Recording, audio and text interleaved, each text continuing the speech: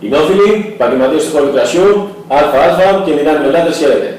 Είμαι ο Παδάκης Φίλιππος και για μια ακόμη εβδομάδα είμαι εδώ για να σας παρουσιάσω την εκπομπή Wine Addicted. Σήμερα θα εξέλθουμε σε μια χώρα της Μεσογείου που είναι νούμερο 1 παγκοσμίως με τις περισσότερες καλλιεργήσιμες εκτάσεις αβελιών. Είναι μια χώρα που παράγει κρασιά για όλα τα γούστα, με διάσημα brands και με κάποια στυλ κρασιών μοναδικά, όπως τα σέρι από το Χέρεθ, στην κοιλάδα του Γκαλτακιβίρ. Πού λούζει η αγαπητή Μητσιά? Εκεί. Πάμε λοιπόν στη χώρα του χαμόν Ιμπέρικο και της Παέλια, την Ισπανία. Η Ισπανία έχει περίπου 82 περιοχές, τα αντίστοιχα ελληνικά pop, έχει πάνω από 400 γηγενείς ποικιλίες, όπου οι 20 περίπου καλύπτουν το 80% των εκτάσεων και είναι η δεύτερη δύναμη παγκοσμίως στις εξαγωγές σε αφρόντους ίνους, τα γνωστά και ως κάβα. Σήμερα θα δοκιμάσουμε τα κρασιά από ένα κτήμα που είναι ουσιαστικά το τζόνι του κρασιού. Βρίσκεται σχεδόν σε 150 χώρες σε όλο τον κόσμο. Είναι τόσο δυνατό μπράνο αντιληφίλιο που σε πάρα πολλές χώρες όταν λένε ότι θα πιούν ισπανικό κρασί εννοούν μόνο τόρες.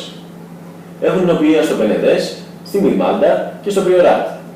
Επίσης έχουν ιδιοκτησίες στη Χιλή και στην Καλιφόρνια. Το κτήμα έχει πάνω από 30 διαφορετικές ετικέτες κρασιών που παράγονται σε διάφορες περιοχές κατά μήκος Ισπανίας.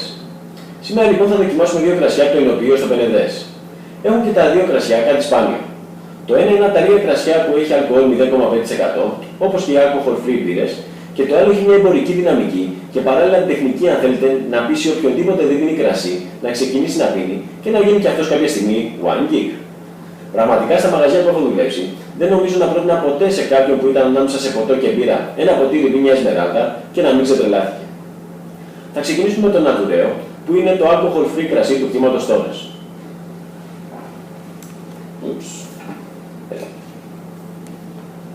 Νατουραίο. Είναι του 2013 και η ποικιλία του είναι Μοσχάτο.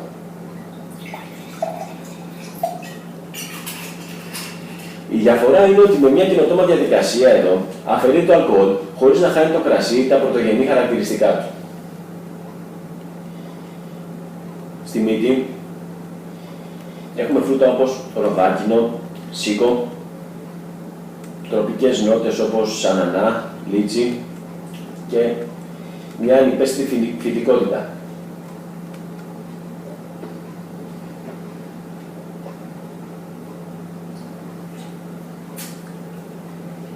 Στο στόμα κυριαρχούν τροπικές νότες με άρωμα πεπόνι.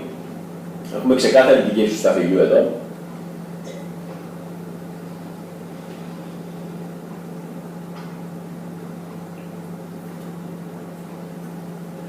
Και έχουμε μια μαλακή γλύκα που το κάνει εξαιρετικά ευχάριστο για να το καταναλώσετε όλες τις ώρες της ημέρας σαν απεριτίβ ή αλλιώς αν θέλετε να το συνδυάσετε με κάτι που δεν νομίζω να υπάρχει τίποτα καλύτερο από αυτή την εποχή με τα φρούτα όπως σίκο και σταφύλι.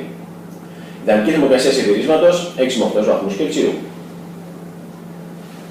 Πάμε στο δεύτερο κρασί μας, το οποίο είναι το Βίνια Εσμεράλτα και είναι του 2013.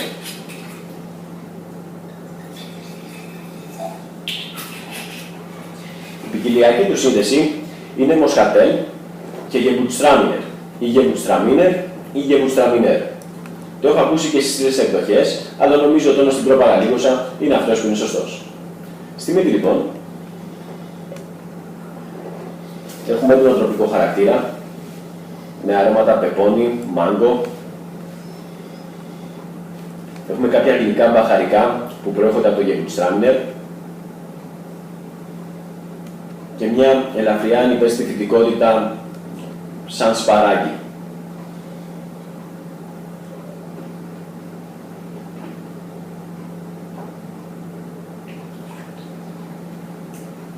Στο στόμα έχουμε αρώματα όπως βερίκοκο, έχουμε κάποια πράσινα φρούτα, μήλο, αχλάδι.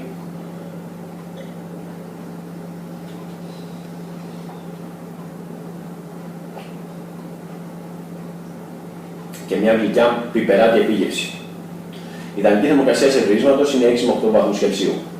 Και εδώ πάλι μπορούμε να το συνδυάσουμε εξαιρετικά με τα φρούτα της εποχής. Επιπλέον όμως μπορούμε να φτιάξουμε popcorn με ζάχαρη αντί για αλάτι και να τα απολαύσουμε μαζί με την παρέα μας παίζοντας χαρτιά στο μπαλκόνι.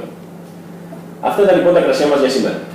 Θα ήθελα να ευχαριστήσω την ΚΕΚΑ εισαγωγική που μας έδωσε τη δυνατότητα να δοκιμάσουμε παρέα τα κρασιά του κτήματος Τόρες και να σας ενημερώσω ότι αν θέλετε να δαγηθείτε, μπορείτε να τους καλέσετε και να σας κατευθύνουν στο πλησιέστερο σας εξειδικευμένο κατάστημα. Ευχαριστούμε και πάλι τα παιδιά του online για τα μοτήρια και τα λοιπά αξεσουάρ. Και τέλος, η κλήρωση για το παιχνίδι Νότια. Μεγαλύτερη συμμετοχή αυτή τη φορά.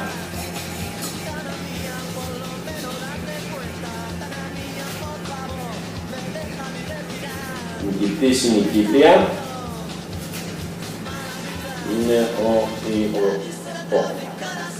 ο Βαγγέλης Δόκος. Φίλε Βαγγέλη, θα σταλεί email για να μας στείλεις τα στοιχεία σου για το που θες να παραλάβεις το δώρο σου. Και αυτή την εβδομάδα έχουμε και πάλι κλήρωση για το παιχνίδι Νότια με τον ίδιο τρόπο. Αποστολή email στην ηλεκτρονική μας διεύθυνση που εμφανίζεται στους τίτλους τέλους με θέμα Τόρες ή Νότια.